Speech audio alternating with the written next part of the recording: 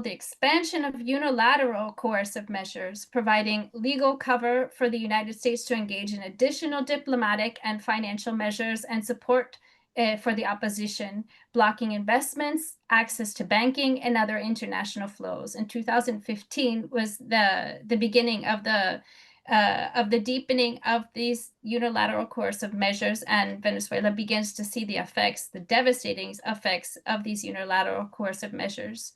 In 2017, there was an escalation of those sanctions under the Trump administration. The U.S. imposed further sanctions, restricts Venezuelan access to U.S. financial systems, begins diplomatic condemnations of other countries who have continued trading with Venezuela, supported opposition claims of illegitimacy of the government, of the Venezuelan government, and pushes for other countries to isolate Venezuela. In August of 2018, there was a drone attempt against Maduro. Two small drones carrying explosives were detonated while President Maduro delivered a speech, an outdoor speech, in an attempt to assassinate the president and possibly other government officials. This was in the middle of a speech commemorating the National Guard, the Bolivarian National Guard's 81st anniversary. In 2019, after having lost the 2018 presidential elections, the opposition once again had decided to dispute the results. This is a constant, kind of a constant pattern within the opposition of not accepting the presidential or any electoral results within Venezuela that did not come out favorably for them. In early 2019, Juan Guaido declared himself interim president of Venezuela. The United States very quickly took the lead in recognizing this unelected official, Guaido, as the president of Venezuela. During the time, the Trump administration applied broader sanctions on state oil company PDVSA, as well as other state-related entities, created deeper financial restrictions for commercial engagement with other countries, as well as contributing to diplomatic isolation and continued attempts to pressure supporters of the Maduro government to turn on their government or activate a coup. In March of 2020, the initial bounty of $15 million was offered by the United States State Department following his indictment on narco-terrorism and drug trafficking charges, something that we will talk a little bit more later on. In 2020, Operation Gideon was a failed attempt by Venezuelan dissident group and private security firm Silvercorp USA to enter through the sea and capture or forcibly remove Maduro. This was an unsuccessful attempt, and the operatives were captured by Venezuelan fishermen. In January 10th of 2025, the reward was increased to $25 million by the Biden administration. In 2025, in March, the Chevron license, which was granted during the Biden administration, which did provide a limited amount of relief for the Venezuelan economy at the time, was also revoked and then reinstated, but under more restricted terms. There was also during this time a buildup of aggressive discourse against Venezuela, accusations of Venezuelan migrants being invaders and members of Tren de Aragua. They began to reactivate a discourse of Venezuela as a supposed narco state.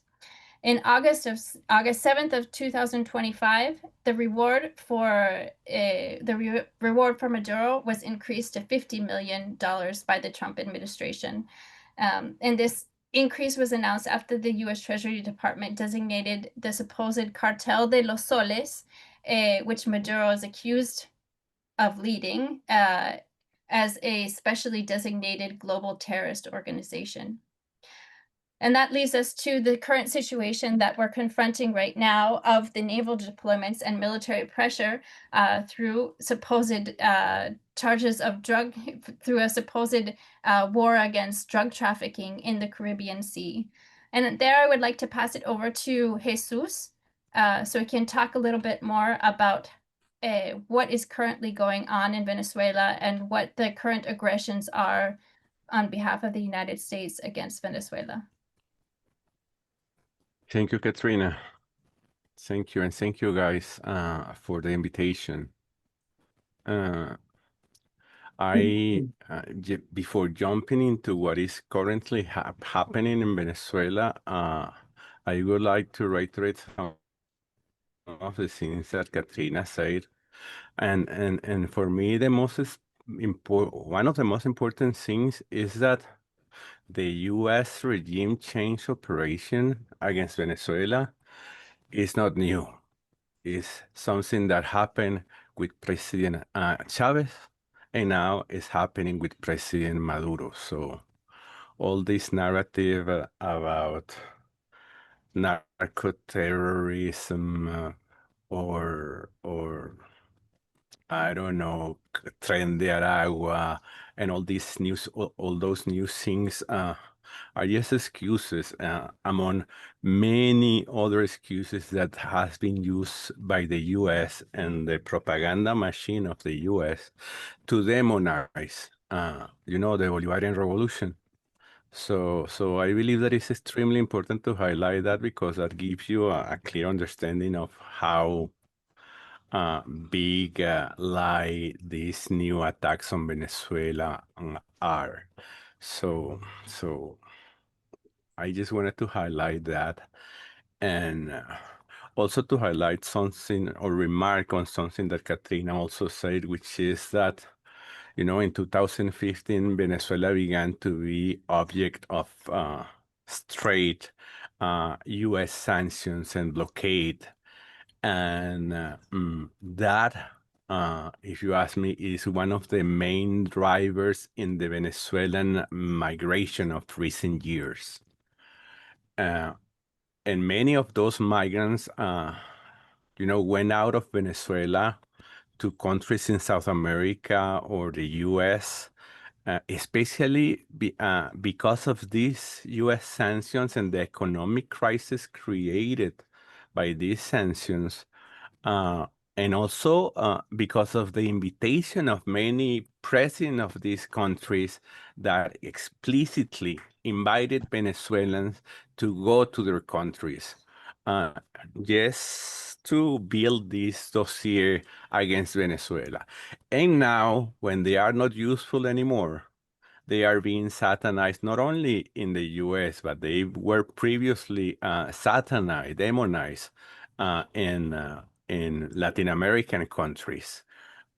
So these attacks against Venezuelan migrants are are part of the racist and supremacist U.S. foreign policy that is not only something exclusively related to the current U.S. administration, but of course it got exacerbated, during the presidency of Donald Trump. So I just wanted to reiterate those things because I believe that they are extremely important. And now I will jump to the recent attacks against Venezuela. As Katrina said, the raise in the bounty for the capture, between quotations, of President Maduro is something that is extremely alarming. On my recollection, I believe that early this year, the U.S. government raised the bounty on President Maduro to $25 million. And in August, as Katrina said, it was raised again to $50 million. I mean, this is unprecedented even in U.S. history. I mean, no other head of state has been having a bounty of this magnitude. And the idea, if you ask me, is to raise that bounty to $100 million, which is what the Venezuelan far-right opposition, aligned with U.S. far-right leaders and mercenaries like Eric Prince, for example, Blackwater Eric Prince, has been publicly requesting from the U.S. government. Eric Prince posted a tweet early this year in which he explicitly asked the U.S. government to raise the bounty on President Maduro to $100 million because that was the sum of money that will, make possible the assassination of President Maduro, which is the reality of the euphemism of capture. So these are facts. These are not, my opinions. So it's important to highlight that the bounty of Maduro, this last increase to 50 million, happened, yes, hours before the New York Times published a piece about this new military deployment of the U.S. Southern Command in the Caribbean. So those things, in my opinion, and in the opinion of many analysts, are extremely interconnected, and they are part of this aggression and regime change operation against Venezuela, against President Maduro. So I believe that it's extremely important to remark the bounty issue because it is connected to the, to the long strategy of regime change, led by the U.S. government and their puppets here in Venezuela. So the military deployment, I mean, it's important to say that the U.S. have 8 warships near the coast of Venezuela, 1 nuclear submarine, 10 F-35s based in Puerto Rico, and they are using all that military power, unprecedented deployment of military power in the Caribbean to allegedly launch this new wave of the war on drugs that everyone knows in the U.S. that is just propaganda campaign in order to advance imperialist, interest, not only in Latin America, but all over the world. So that is basically the strength of the U.S. current military deployment. We are talking about at least 4,500 soldiers in, within those military equipment, and 2,000 of them belong to the special forces. So they are capable of launching fast military operations. They are trained for that. So that's basically the deployment, and so far, according to U.S. statements, they have strike 4 boats allegedly carrying drugs, but no one knows in reality what those boats carried, the names of the people that were killing those boats, where those killing happens. I mean, there's a big dark cloud over these unprecedented U.S. military operations to fight drugs and connecting that drug to Venezuela. So I believe that is the U.S. regime excuse to launch aggression on Venezuela, and those strikes have killed already 21 people. No one knows exactly who they are. Venezuelan government launched investigations on the first attack where they say that they killed, I believe that they say that there were 11 people in that boat, which is extremely unusual. For boats carrying drugs, and then the next 3 strikes kill, I believe that 3 people each on besides the last one that was announced just a few days ago, where the U.S. government says that they killed 4 people in a boat. They talk about vessels, they talk about big ships, but we are talking really about small boats, carrying boats that that do not have an autonomy to reach anywhere beyond Puerto Rico or Dominican Republic in the best of cases. But most of at least the first attacks were some, media speculate that were boats going to Trinidad and Tobago, which is extremely close to the Venezuelan coast. Anyway, I mean, those are the attacks. Those are, according to most international experts, even in the U.S., extrajudicial killings, and there should be an answer to those killings. But we know that no, the U.S. Do not answer about their military actions to anyone. But there's a extremely dangerous violation of, international, law. So that's basically the configuration of the military deployment. Recently, in the speech of President Trump in the United Nations, he said that he was going to blow out of obliteration President Maduro. He said narco traffickers, but he said that President Maduro was the leader of those narco traffickers. So he basically said that he was going to blow out of obliteration President Maduro in a clear and unprecedented attack against, a head of state again. So that's basically the recent deployment of the U.S. And the Venezuelan response to this deployment and to these U.S.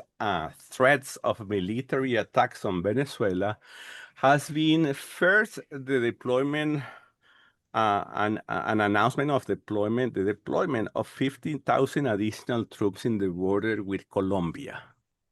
I believe that the Venezuelan government did that under the suggestion of Colombian President Petro, that if you ask me, at that moment, he saw that he was going to be able to convince. That's my, no one has reading about that, but that's my understanding of the initial, military response from Venezuela. So I believe that Venezuela followed President Petro's leads, and I believe that President Petro thought that he was going to be able to convince the U.S. to try to organize a joint operation in the Caribbean with the U.S., Colombia, and Venezuela. But nothing like that happened, as we already know. And then the Venezuelan government launched this, the enlistment process for the Bolivarian militia. The Bolivarian militia is not like a civil militia that you are used to here in the U.S. With some crazy people that in arms living in the forest or something like that. In the case of Venezuela, the Bolivarian militia is part of the armed forces. And that's an idea that was promoted and pushed by President Chavez. And it's extremely important for the defense of Venezuela. Before these recent events, we have been talking about 4.5 million Venezuelans belonging to the Bolivarian militia, and that's a very deterring, force against, any outside military intervention against Venezuela. Before the announcement of the enlistment, the recent enlistment that was announced by President Maduro, he said that the militia was already around 5 million enlisted people. And like 2 or 3 weeks after the beginning of this enlistment process, the Venezuelan government announced that the number of enlisted reached 8 million Venezuelans. So we're talking about a massive amount of people in Venezuela willing to take the arms to defend their country. And these 3 additional million of people in less than 3 weeks is a clear evidence that Venezuela is not willing to accept being invaded. So it's important to highlight that because far-right opposition leaders and then those Venezuelan far-right politicians are replicated, or I don't know, the comments are magnified by their U.S. partners like Marco Rubio and the crazy Cubans in Florida, saying that President Maduro is about to fall, that there's going to be a coup d'etat soon in Venezuela. And those are in reality big lies, because currently Venezuela, in economic terms, is way better than what we live in 2018, 2019. Of course, we are still struggling economically, but it's nothing in comparison with what we lived in 2017, 2018, and 2019. And in political terms, after the presidential elections last year, where there were like protests like for 2 days, the Bolivarian revolution has been strengthening, winning the parliamentary elections, and lately, and the last one was the election for mayors, and the Bolivarian revolution, Chavismo, has been consolidating its forces in recent months. So there's no way to say that the Chavismo is about to fall or is in unstable conditions. You don't see people protesting, demanding the ousting of President Maduro, because our right-wing forces do not have enough strength to do that. Not because they are not anti-Chavista, anti-government people in Venezuela. They are, but they don't have the strength, and the leadership of the Venezuelan far-right opposition has been going worse and worse in recent years. So the connection with reality is terrible. So anyway, I just wanted to mention you that, and the Bolivarian militia enlistment process is an evidence of that. And after the enlistment process, in the last 3 weeks, 3 or 4 weeks, the Venezuelan armed force has announced military drills to train these new enlisted and the old enlisted militia people, and those exercises also has been showing a massive support of the Venezuelans. The first exercise, the first training drill, happened like 3 weeks ago, I believe, and Venezuelans, the new enlisted, went to special training places in military barracks for training on healthcare, on shooting, on basic military skill communications, to prepare them for anything, for a possible U.S. intervention.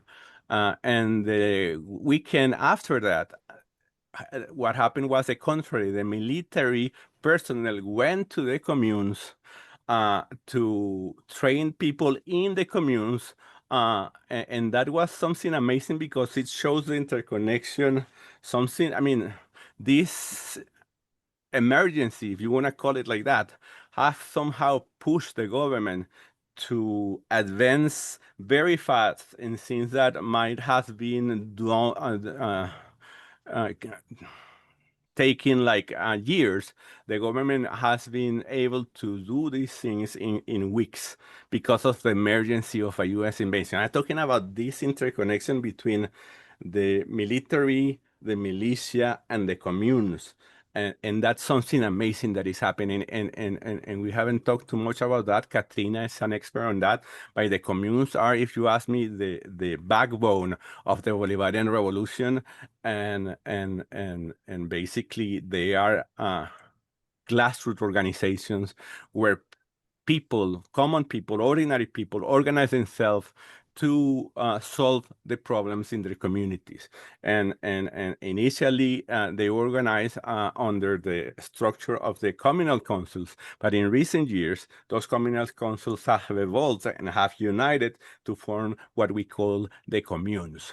So that's basically something that has to be highlighted about these military drills and, you know, military movement under the U.S. amidst the U.S., you know, threats. And it's also important to highlight that Venezuela is extremely interconnected with other countries that support it. I mean, I'm talking about Russia, I'm talking about China, I'm talking about Iran.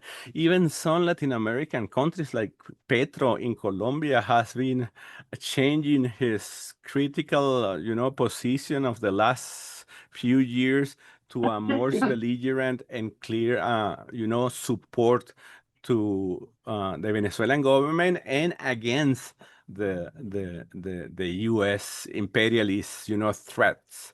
So that's basically, you know, like a fast view of what has been happening recently in Venezuela. And I'm open to questions, guys. I prefer that you ask the questions than me talking like for too long. Thank you so much. By the way, I have to tell you that we have not having electricity here, at least in this part of Caracas, and I read since I don't know, for the last 8 hours, I believe. Wow. So it's uncommon.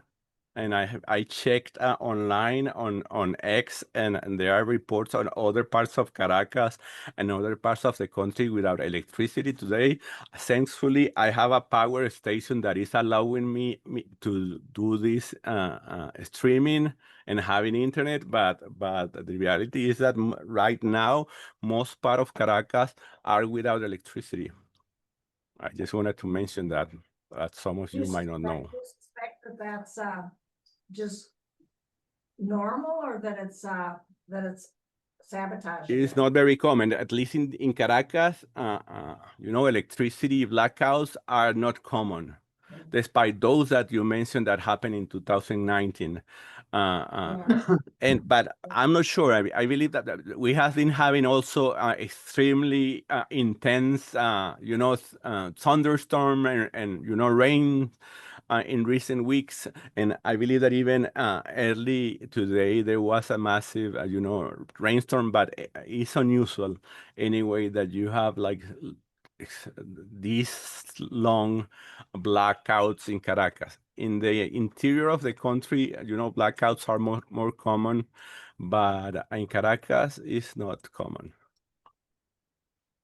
But they might be related to the, you know, meteorological, you know, events, you know, rain and things like that. I hope. Yes.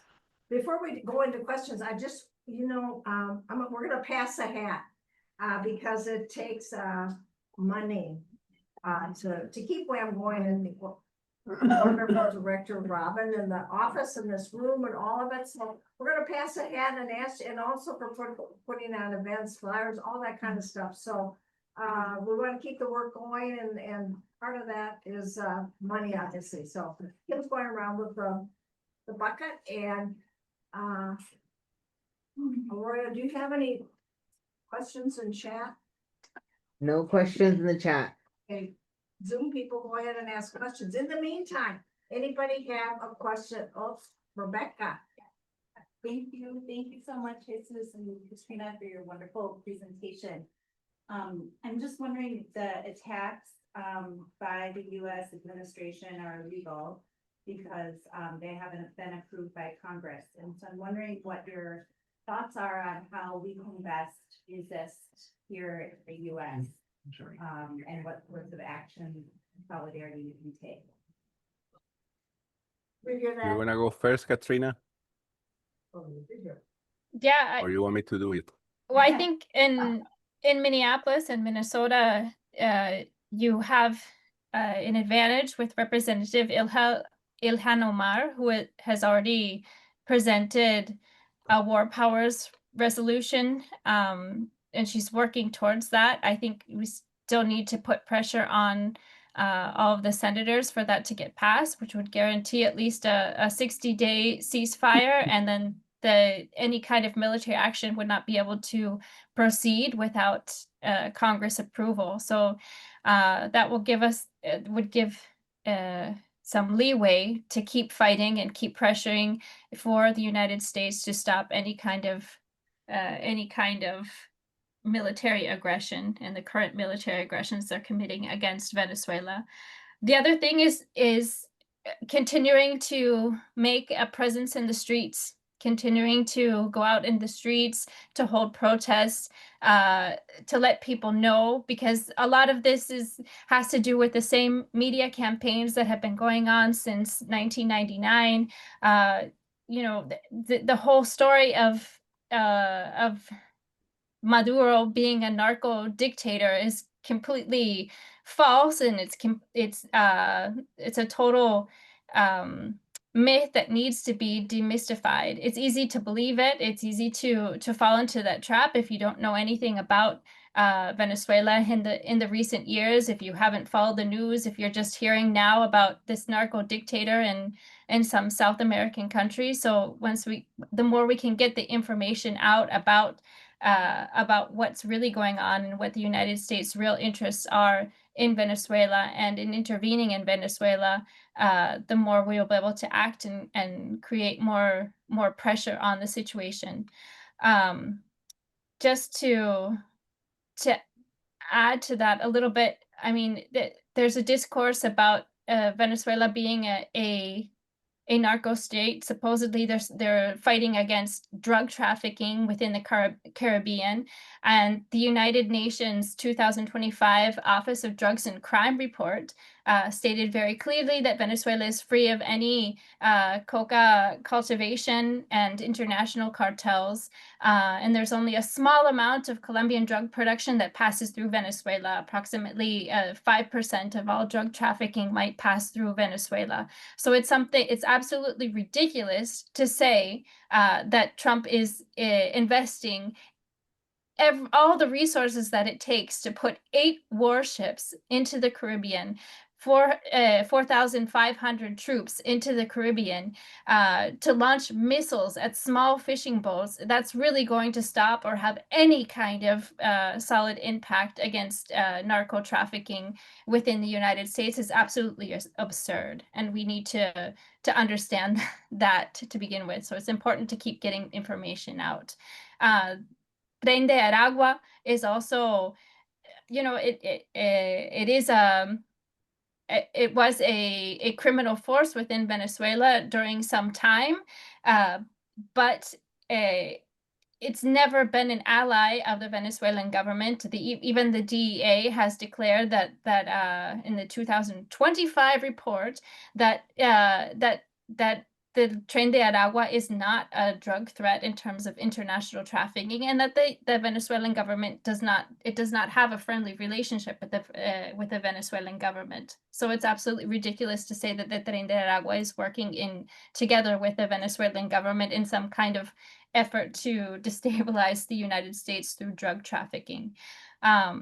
These are just myths that they keep repeating and repeating and repeating in hopes that people won't actually investigate. They actually won't look for any more information and manufacture consent for the current situation, for the current aggressions against Venezuela, which have their objectives. It is control over Venezuelan oil. It's to stop and eliminate and eradicate a socialist project. It's to eradicate the possibility of new forms of democracy which are forming in the hemisphere. It's to eradicate the possibility of a multipolar world.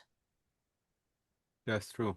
And I just want to add to what Katrina said, that when the U.S. has been respecting the international rules or the legality, you know, maybe inside the U.S. there's this perception that the U.S. respect legality, but even inside the U.S., if you look carefully, you realize that, you know, that's a big, you know, fabrication construct. So inside the U.S. Is less, of course, radical, the U.S. behavior than outside the U.S. So anyone outside the U.S. believes that the U.S. will respect internal or international rules. And the most clear evidence of that is the recent U.S. bombing on the Iranian nuclear facilities. A few years ago, nuclear facilities were untouchable. No one should touch a nuclear facility because of the risk of nuclear, contamination. And the U.S. did not care about that when they bombed these nuclear facilities in Iran a few weeks ago, and also his partner in crime, Israel, also obliterated 11 ministers in Yemen a few months ago also, and no one said too much about that. So we are talking about countries, especially the US, that do not respect any rule out there. So, and also trying to remark on what Katrina said about the US, campaign against Venezuela, against Maduro. I believe that it's important also to highlight, especially among folks in the North, not to fall in the trap of following this US mainstream narrative of Maduro, the authoritarian tropical dictator. Uh, Maduro is not Chavez, of course. And Chavez had a lot of charisma. Chavez was different than Maduro. And I initially did not see too many possibilities of having Maduro as president, but I've been, learning to respect Maduro through all the actions that he has been taking to contain the U.S. aggression and to advance in the recovery of the country. And now I admire President Maduro more than how I admired, let's say, 5 or 7 years ago. So I believe that it's important to highlight that, because too many friends of Venezuela has been, losing contact with Venezuela or distancing themselves from Venezuela because they fall into this trap that Maduro is an authoritarian bad guy. Maduro is a fraction of authoritarian that President Biden was, or and a smaller fraction, of course, of what President Trump is. So I just want to highlight that, because a lot of friends in the left outside Venezuela fall into this trap of, some ultra lefty organizations also presenting what happened in Venezuela in a different way than what the reality is. I just wanted to add that. Yeah, thank you. Do you want to say something? Yeah, I just wanted to say one thing. Excuse me, I have a little frog in my throat, but we prepared a letter to Congresswoman Omar, thanking her for the War Powers resolution that she authorized in Congress, and we're asking people to sign it, and particularly people representing groups, because we'd like to have a lot of groups send her a thank you letter. Oftentimes, we just ignore those kind of positive steps taken by her and other progressive Congress people. And so it's really important that we thank them. So we have a sign-in sheet. If you could put by your name, just put Omar, and we'll contact you about signing on to the letter. And particularly if you represent an organization. Thank you, go ahead. Yeah, thank you. That's an important initiative. That I go to the New York Times and other mainstream.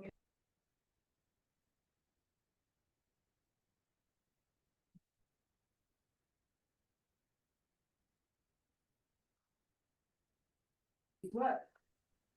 They want us to think in order to support whatever foreign policy is going on.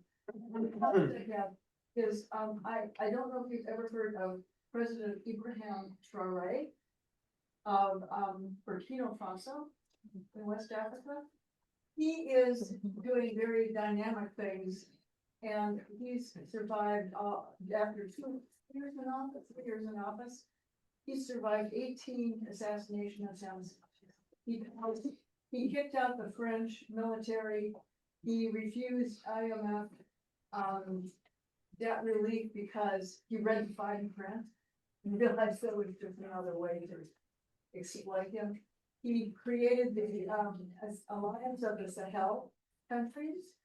Anyway, I'm wondering if Venezuela has any connection, because Traore is getting support from across Africa.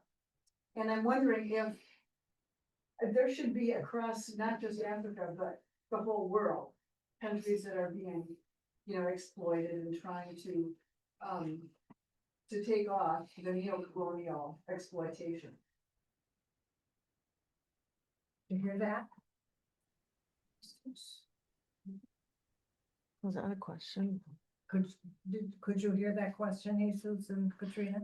Yes, but my connection is getting choppy. But I believe that I hear most of the question. And do you hear me okay? Yep. Yeah. We Yeah. hear you. Okay. I mean, President Maduro met with Ibrahim Traore I believe that it was in China, or I don't remember, in an international gathering a few months ago. He met with Traore, and there has been important diplomatic, improvements in the relations with these countries in West Africa, and of course, I mean, during Chavez time, the South to South relations of Venezuela were stronger. Chavez was extremely open to open direct interconnection channels between Latin America and Africa, and also with Arab countries and with Asian countries without the intermediation of the countries in the north, which I believe is extremely important. With Maduro, the things is different. I believe that not because Maduro do not like that, because actually Maduro was the minister for foreign affairs during Chavez time, and he was one of those people building, strengthening these relations with Africa and Arab countries. But because of the reality that Maduro has been facing, if you ask me, has been way more complicated and difficult than the reality that faced President Maduro in economic terms and in international terms. But I could tell you that Venezuela is very connected to Africa. Actually, our vice president participated in this event a few days ago with African countries, and she reiterated, what I'm telling you. I mean, the commitment of Venezuela to support African countries and to open communication among people from the South, and also the participation of Venezuela, or the active involvement of Venezuela within BRICS, despite the fact that it is not part of the BRICS yet.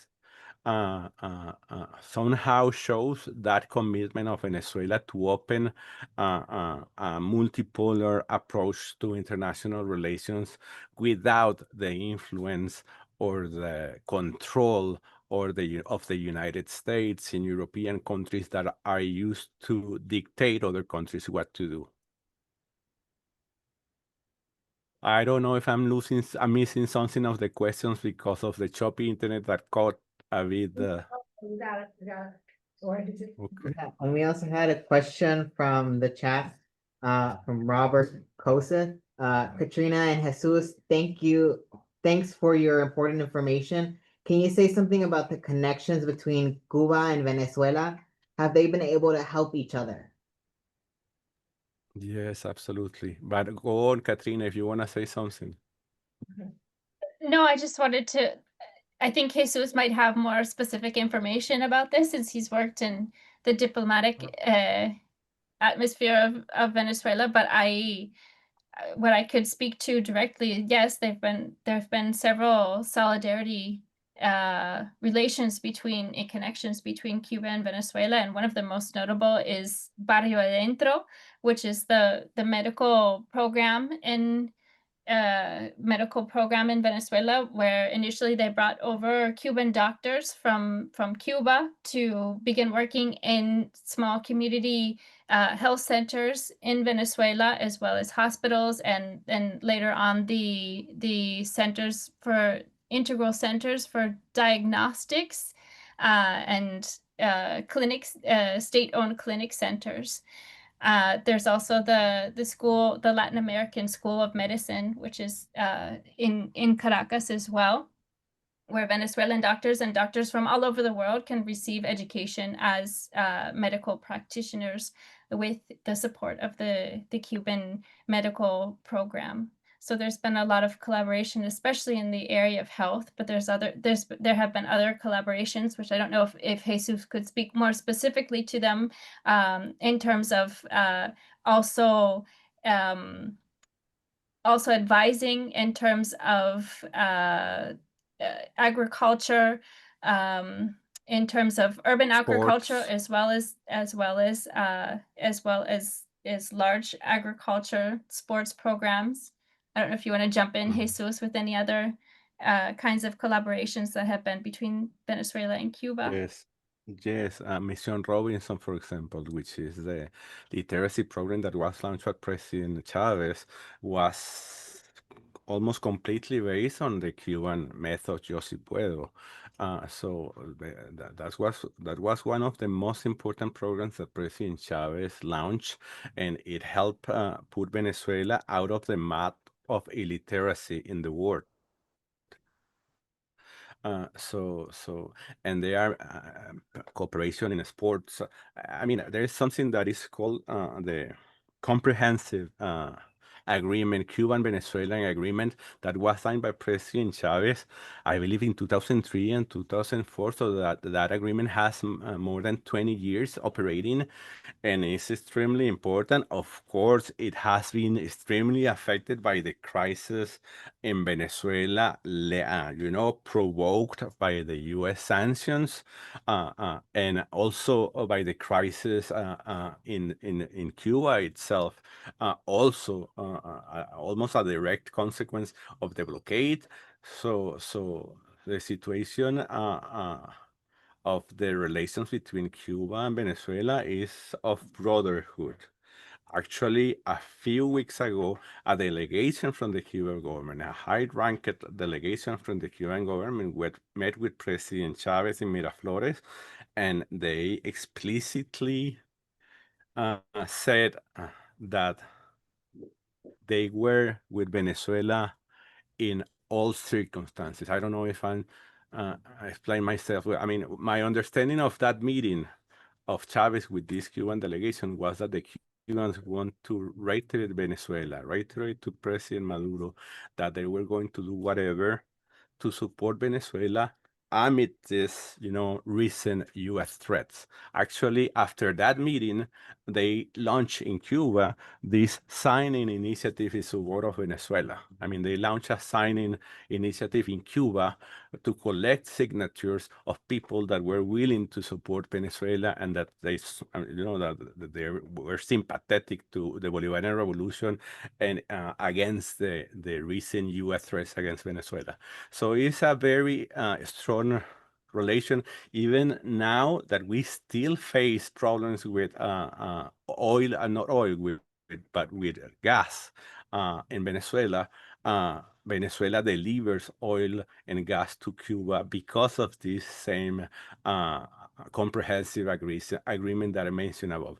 That agreement has been, and those shipments has been satanized by Venezuelan far right, and because they say that how is possible that we are sending oil to Cuba if we don't have oil in Venezuela? I mean, gasoline. I mean, so anyway, I mean, the relationship is extremely fluid amid the hardships that Venezuela and Cuba has been facing in recent years. Despite that, I mean. Someone make a comment. Just an observation, Jesus, if you could comment. While I do believe that an actual invasion of Venezuela is possible, Panama style 1989. I think the primary focus of the US government is to turn the Venezuelan military against Maduro, the way they were clearly attempting to do and thought they had done in 2018, 19. And I think that that's the primary basis of the $50 million offer that, as you said, could be raised to $100 million.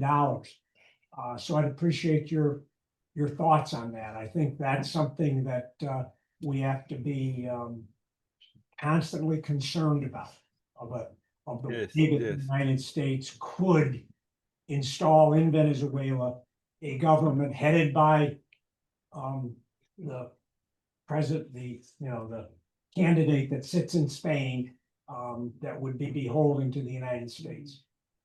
Yes, yes. I mean, that's a possibility. I mean, analysts have been saying that the main, at least at the beginning of this deployment, they were saying that the initial idea of the U.S. administration, of the U.S. government, was to provoke some sort of social disruption, unrest in Venezuela, or a military coup d'etat like the one they promoted in 1967, I believe, in Brazil, that ousted President Goulart at that time. And also some people, as you said, have comparing this movement to what happened to Noriega in Panama. In that scenario of Noriega, I mean, the number of troops that the U.S. needed to do that were way higher than the number of the troops that are currently being deployed. That doesn't mean that the U.S. cannot augment, the number of military personnel in the area to make something like that happen. But it's very improbable that the gringos will launch this massive direct military operation against Venezuela, because of the number of troops they have right now, and because of the preparation that the Venezuelan people and the state itself has been doing in recent weeks. So it's not going to be easy for them. But of course, the decapitation strike, which is the last thing that you mentioned, is extremely possible. I mean, it's not, as I mentioned, Israel killed 11 minister of Yemen a few weeks ago. So if a junior associate friend of the U.S. do that, I mean, the gringos can do that 10,000 worse than what Israel does. I mean, what I'm trying to, but I want to highlight that Chavismo is, and the Bolivarian revolution is not based on President Maduro or Diosdado Cabello or Delcy Rodriguez or the head of the Venezuelan parliament, Jorge Rodriguez, which are, the leaders of at this moment of the Bolivarian revolution. I mean, what I'm trying to tell you is that Chavismo will move even if they are not around. And that's something that is important for people outside Venezuela to notice, to know, to take note on this. Because even if a decapitation strike happens, Chavismo will be able to move on and to move on in defending the country. And we have enough forces. And it's important to remember that what they say about Chavez when he was in power. Even friends of us in the US say that Hugo Chavez was an authoritarian, personalistic individual that was raising a cult to personality and this and that. And when President Chavez was, going away, the Bolivarian revolution was going to disappear. And what happened was the contrary. I mean, the Bolivarian revolution and Chavismo has been thriving in recent years not because of the economic circumstances, because there has been very tough, but because of the U.S. aggression against Venezuela, against us, that has helped us to get united and defend in a better way the Bolivarian revolution and Chavismo. So I believe that we will be able to prevail even in those unwanted circumstances, you know? I think that, I don't know if I answered all the questions with all the questions. quickly, Catherine, okay. I was listening to Weekend last night on the BBC. And I heard Machado lying about Nicolas Maduro on that program. And then the human rights lawyer from Australia got on and said that you do not blow people out of the water by bombing them the way the United States has done. And the lies about them carrying drugs. But I just want to make another comment. We had two young musicians. Their playing was excellent. One was a pianist, the other a violinist, and they were playing a concert at the First Unitarian Society, and they were from Venezuela. And I went up to the woman during the intermission and told her about Maduro, and she said that he did not win the election. And the violinist told me, young man said, this is not a good time to bring that issue up during the intermission of their concert. So I just kind of shut up. But I just, you know, you keep hearing these lies everywhere. That's right. But you have Yes, to play a yes, role. yes. We just have to get used to it. Listen, it's complicated, but I understand, you know, those comments. I mean, the campaigns against Venezuela has been running for decades already. Both It's not inside and new, outside of Venezuela, right, Jesus? It's important to take that into account, that the the effects of the economic sanctions have been brutal, and people have lived through very difficult situations and have seen their family members die for lack of access to medicine.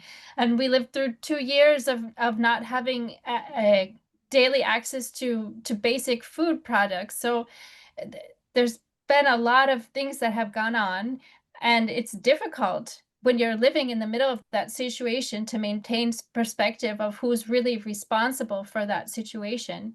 And as Jesus says, that is something that has contributed greatly to migration to the United States. Many people migrated. Yes, and some people blame the government for that.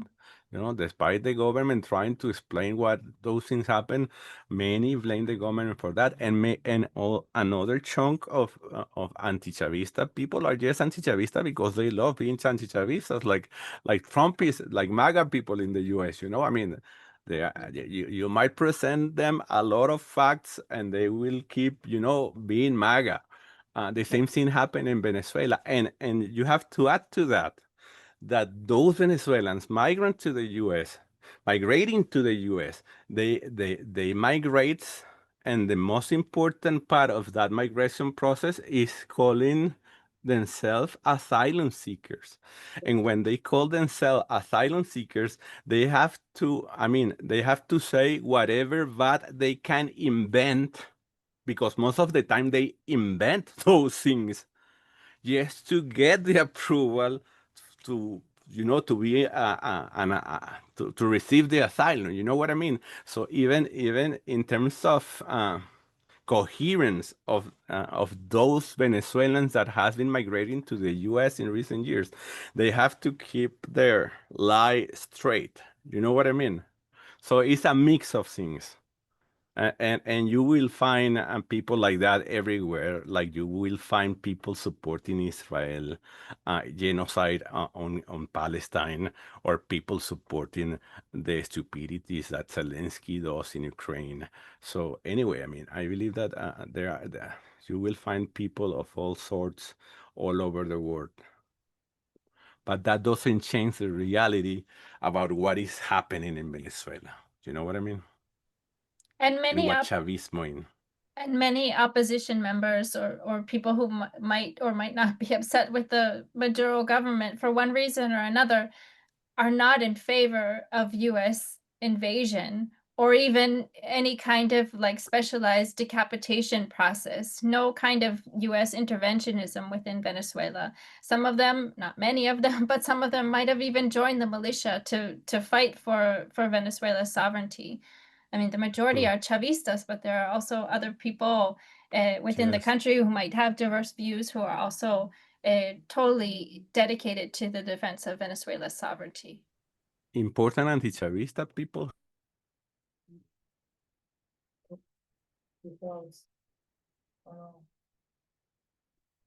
think he froze. Are you still there, Jesus? I think he froze. I think so. Well, you have been more than generous, both of you, with your time. This has been incredible. Yeah. What does everybody think?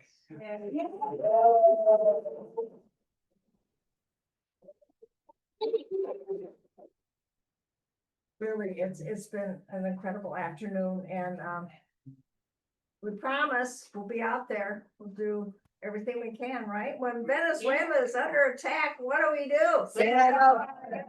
Venezuela is under attack. What do we do? Stand up, fight back. Stand up, fight back. What do we do? Stand up. Fight back. Un abrazo, compa. Sorry for my internet. It will be on YouTube within days, this wonderful program. All the best to both of you. Thank you so much. And we'll be in touch.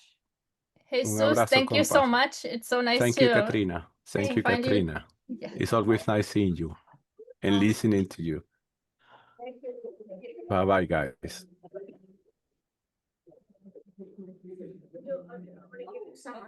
Before we go, before we break up. Yeah, there are upcoming events tomorrow at is it 5:30 City Hall? 4:30. Oh, 4:30 at City. Go ahead, talk about it, Robin. Robin, say what's happening at 4:30. So the Minnesota Immigrant Rights Action Committee is presenting our signatures for our Ice Out of Minneapolis campaign. That's the petition Kim is circulating. So tomorrow inside City Hall by the rotunda with the sculpture, we're gonna present our signatures and have a couple speeches about why our campaign matters at this time of the election. And that we want to demand our mayoral candidates all have a stake in how ICE is supposed to work with MPD or not work with them. And we want no collaboration whatsoever. So 4:30 or 5? 4:30 4:30, okay. tomorrow. And then the following day is October 7th, a big day, and is that 5:30 or 5? That one's at 5. 5 at the federal building, and of course, it's marking the second anniversary, or the second, it's on an anniversary. The second year of the genocide.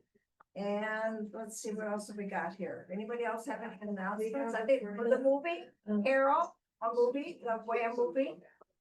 Yeah, the next Wham movie, it's on Monday the 13th, and it's a movie for Indigenous Peoples Day, and I can't remember the name of the movie. That would be on the WAN calendar if you get the WAN calendar. And there's also a few flyers back there. Yeah, so mostly those have flyers back here. Yeah. The Unknown Country.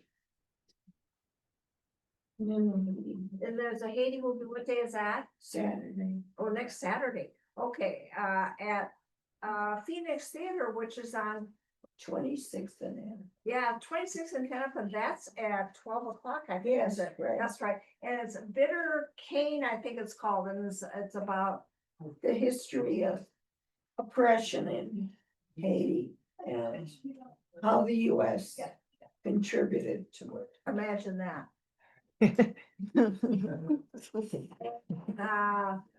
We look at our calendar, I guess that's probably enough to keep in your minds right now. Oh, but wait. What? Oh, okay. So speaking of Venezuela being under attack, you know, Cuba's been under attack for many, many years. And every year at the UN, they vote on to end the blockade on Cuba. So you can guess the one constant country that always votes no to against the US. So what we're gonna do is that the day they're gonna do their voting on October 29th, we're gonna be at the Marshall Lake Street Bridge and with signs. So I really encourage people to come.